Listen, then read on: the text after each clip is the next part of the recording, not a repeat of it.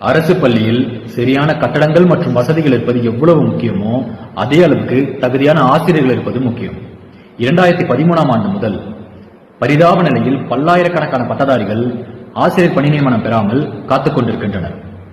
இவர்கள் diploma in education முடித்து தேர்ச்சி பெற்று அதன் பின்பு டீச்சர் எலிஜிபிலிட்டி டெஸ்ட் முடிச்சு அதிலையும் தேர்ச்சி பெற்று பணி நியமனம் வழங்கப்படாமல் காத்திருந்து சமீபத்தில் அரசின் அறிவுறுத்தல் படி செகண்டரி கிரேட் டெஸ்ட்னு இன்னொரு தேர்வும் எழுதி அதுல 25,000 பேர் பங்கேற்று 20,000 பேர் தேர்ச்சி பெற்று வெறும் 2,000 பேருக்கு மட்டும் பணி நியமனம் வழங்கப்பட்டது.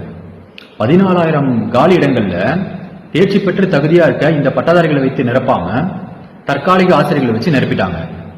2013ஆம் ஆண்டு முதல் அவ்வப்போது நடக்கிற தேர்தலில் சரியா நிதி ஒதுக்கீடு செஞ்சு அப்பப்ப இவர்கள் பணி நியமனம் செஞ்சிருந்தா இன்னைக்கு பட்டியல் பெரியதாகி பல்லாயிரக்கணக்கான பட்டதாரிகளும் குழந்தைகளும் பாதிக்கப்படாம இருந்திருப்பாங்கல்ல.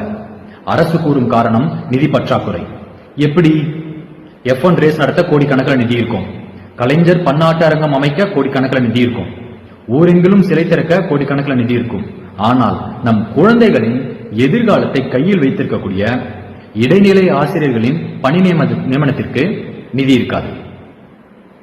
ஒருவேளை இந்த தேர்ச்சி பெற்ற பட்டதாரிகள் தான் நாங்க வேணா லட்சக்கணக்கில் பணம் தரோம் அப்படின்னு சொல்லியிருந்தா இவங்க போஸ்டிங் கொடுத்திருப்பாங்களோ? இது சுயநல விளம்பர அரசியலில் மூழ்கியுள்ள ஒரு அரசின் சாட்சி மட்டுமே. கண்டிஷன்ஸை ஃபாலோ பண்ணுங்க சார், குழந்தைங்களோட எதிர்காலம் இருக்கு.